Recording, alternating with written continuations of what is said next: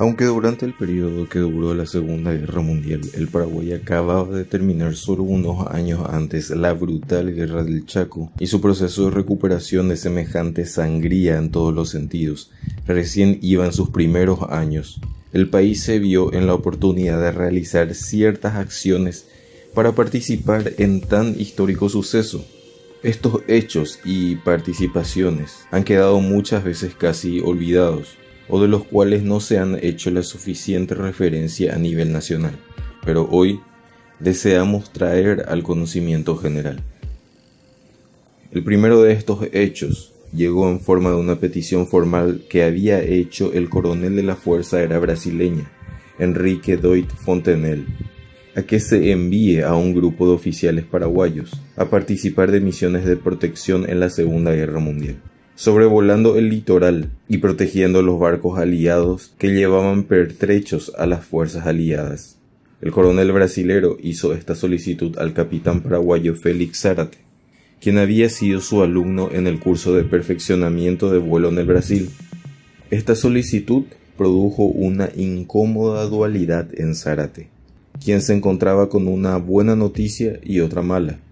La buena noticia era la oportunidad de que los pilotos paraguayos se adiestraran de forma completamente gratuita en el uso y pilotaje de naves de última generación que el gobierno de los Estados Unidos había desplegado en el Brasil para los efectos de la defensa contra las fuerzas alemanas que en varias ocasiones se asomaron ante las costas del continente sudamericano.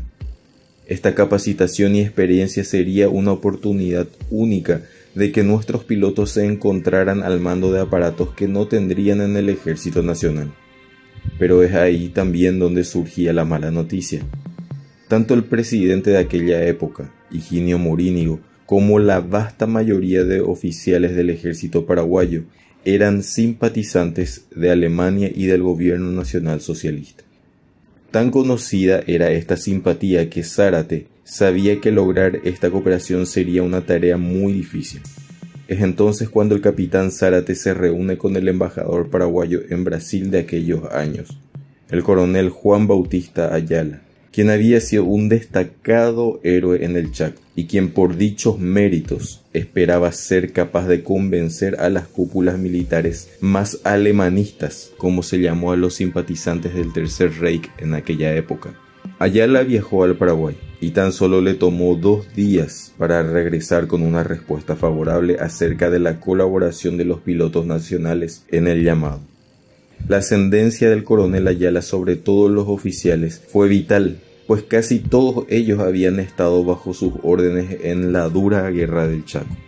Incluso el mismo Higinio Morínigo, que al poco tiempo de haber asumido la presidencia había optado por declarar la neutralidad paraguaya ante la guerra, se vio convencido por el comandante Ayala.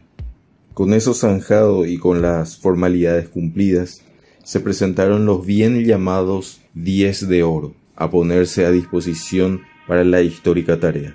Los 10 efectivos militares tenían en común haber cursado sus estudios de aviación en tierras brasileras y haberse graduado con las mejores notas de sus clases. Por ello, siendo los más destacados, se le asignó la tarea de internarse en sus vuelos mar adentro para patrullar la inmensidad oceánica en busca de elementos enemigos, mientras que los más jóvenes e inexpertos sobrevolaban las costas.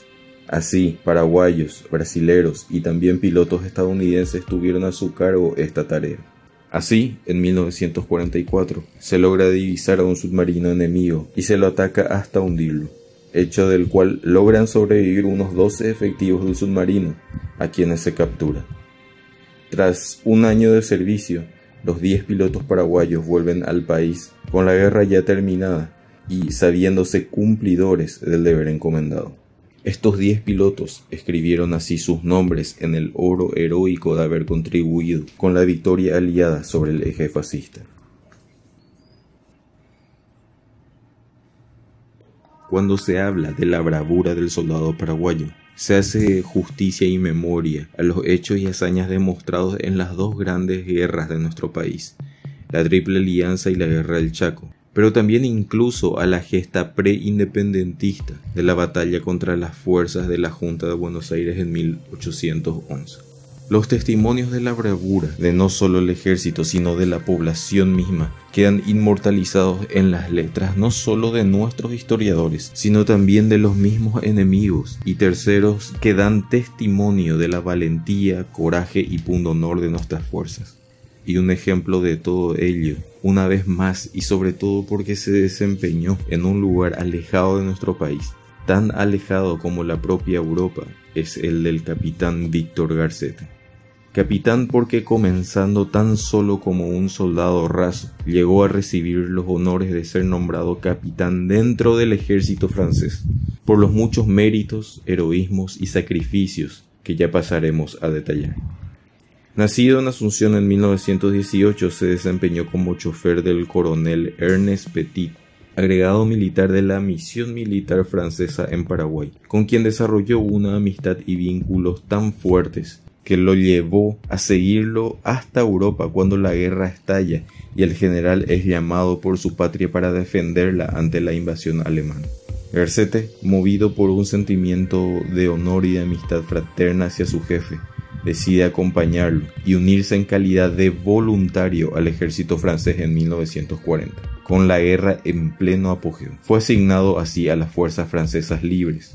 Esto en Inglaterra, pues Francia ya había caído ante el avance de las fuerzas de Hitler, y el ejército de resistencia francés se había agrupado en la isla inglesa. Una vez allí, y seguro tras un periodo de rápida preparación, fue asignado a la segunda compañía de tanques en Cambrai, Inglaterra. En agosto de 1941 dejó Inglaterra con esta unidad y fue dirigido hacia el depósito de las tropas del Levante, hasta Beirut. Luego fue asignado al taller para vehículos pesados de la primera división de las fuerzas francesas libres. Su reseña de trayectoria militar nos señala que de ahí participa en las operaciones de la lejana y desértica Libia, hasta que el 11 de junio de 1941 fue herido gravemente y hecho prisionero en Bir Hakeim por los alemanes de las fuerzas desplegadas en África. Fue entonces enviado e internado en Italia, alternando hospitales y campos de concentración. Luego, en septiembre de 1943, logró escapar del campo de concentración italiano y va a unirse a la 27ª compañía de ametralladoras estadounidenses en Nápoles, participando en las operaciones de Italia con esta unidad. Cae nuevamente prisionero en las inmediaciones de Monte Cassino, volviendo a ser internado en Austria y luego en Alemania, en los diversos Stalags, campos de concentración, y en hospitales, de donde logró escapar finalmente y regresar a Suecia. En septiembre de 1944 llega a Londres desde Suecia y se reincorpora al servicio, no satisfecho con todo lo ya hecho hasta ese momento. Ya con la guerra en sus momentos finales, en diciembre de 1944, Garcete llega a París y es ingresado al hospital de Val-de-Grâce, para luego ser asignado una vez más al depósito de tropas aisladas de las fuerzas francesas libres. En agosto de 1945 es asignado al Estado Mayor de la Tercera Región Militar en Rouen, Francia, y en marzo de 1946 al Estado Mayor de la Primera Región Militar y al Gobierno Militar de París. Garcete fue finalmente desmovilizado el 14 de agosto de 1947.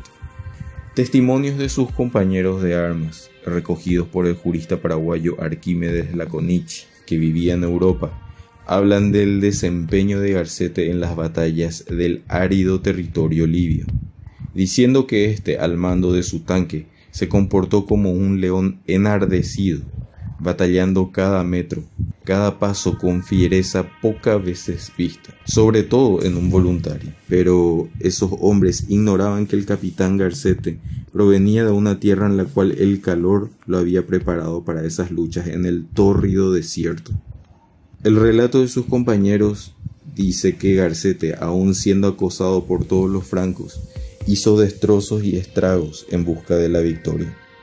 En un avance demasiado arriesgado, su tanque fue incendiado y completamente ametrallado. En medio del fuego mortal, logró salir de su tanque cayendo inconsciente al piso, sin poder ser rescatado por su unidad. Graves heridas en los pies y quemaduras pusieron en peligro la vida de Garcete, quien fue enviado al hospital de Caserta en Florencia, Italia, como un prisionero. La medalla militar de Bir Hakeim y el ascenso nada más y nada menos que a teniente le fueron dados a Garcete. Hablan de que su heroico comportamiento no pasó desapercibido para el alto mando francés.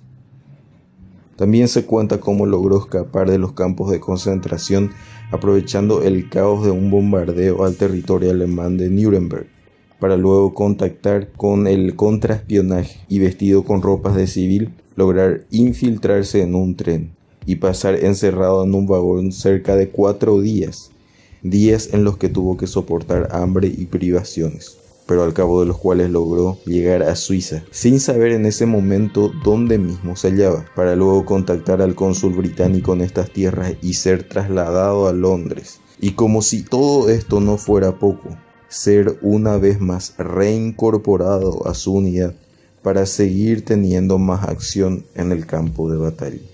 Como reconocimiento a sus acciones le fueron dadas las distinciones de Medalla Militar, Cruz de Guerra con Palma y Estrella de Bronce, Medalla Colonial con las inscripciones de Livia Bir Hakeim, Medalla del Combatiente Voluntario de la Resistencia, Cruz del Combatiente, Cruz de Lorena de las Fuerzas Francesas Libres, entre muchas otras. Luego de la guerra se afincó en Francia, teniendo también la ciudadanía francesa y trabajando en algunas empresas y en distintos cargos en la embajada paraguaya en ese país. Cargos que muchas veces desempeñó sin exigir remuneración económica alguna, sino solamente por el gusto de servir. Además, su casa fue un punto de encuentro importante para los paraguayos que iban hasta Francia por distintos motivos, y se convirtió en uno de los fundadores de la Asociación de Paraguayos en Francia, creada en septiembre de 1958, compartiendo comisión directiva con nada más y nada menos que el gran Luis Alberto del Paraná.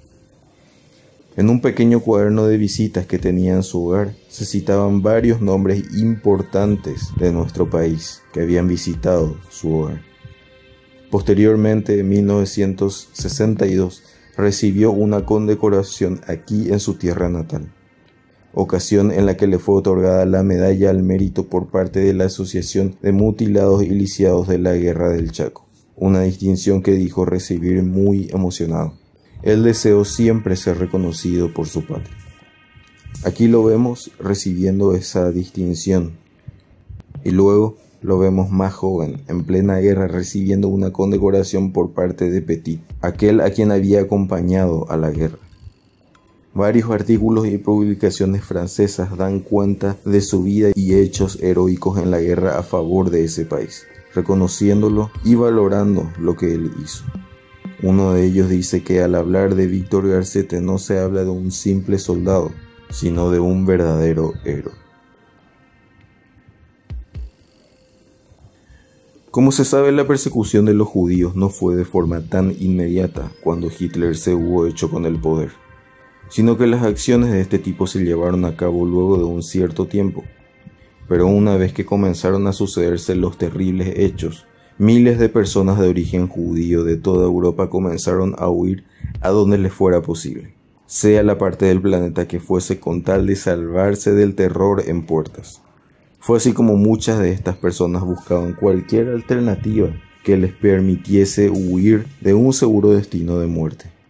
En medio de esa búsqueda desesperada, muchos de los que habían huido a Suiza se encontraron allí con una posibilidad: el consulado paraguayo en Berna, la capital de Suiza. Allí, un suizo llamado Rudolf Hugli era el cónsul honorario del Paraguay en esas tierras, y dio la alternativa a estas personas de obtener una visa paraguaya con la cual escapar a algún lugar o ser pasados por alto por los efectivos de Alemania al tratarse de ciudadanos de países neutrales. Se conformó entonces una red de apoyo para obtener pasaportes o visas paraguayas para estas personas, y la red se extendió a otras ciudades suizas y contó con el apoyo de la Embajada de Polonia en Suiza. Además, hay que decir que también se utilizaron visas de Bolivia, Honduras y El Salvador, todo lo cual surgió como idea luego del éxito del caso Eli Sturmbusch, un polaco judío que vivía en Suiza y que falsificó con éxito un pasaporte paraguayo para conseguir sacar del gueto de Varsovia a su novia. Cuando comenzó la persecución de los judíos en Alemania en 1938, mi oficina fue literalmente tomada por asaltos por judíos con la esperanza de salvar a sus familias con una visa para la República del Paraguay, declaró Rudolf Hugli posteriormente a la policía suiza. Los pasaportes con escudo paraguayo comenzaron a circular entre las personas que deseaban huir de la persecución, pero es más bien un diplomático polaco, el señor Aleksander Ładoś, el principal orquestador de la red de ayuda y apoyo, quien con un pequeño equipo de su embajada gestionaban estos papeles. El caso de Rudolf Hugli es algo más complejo, como lo son la mayoría de las cosas en tiempos de guerra, pues es sabido que llegó a cobrar mucho dinero en algunos casos para dar pasaportes. Pero lo que no se puede negar es que estos pasaportes salvaron vidas.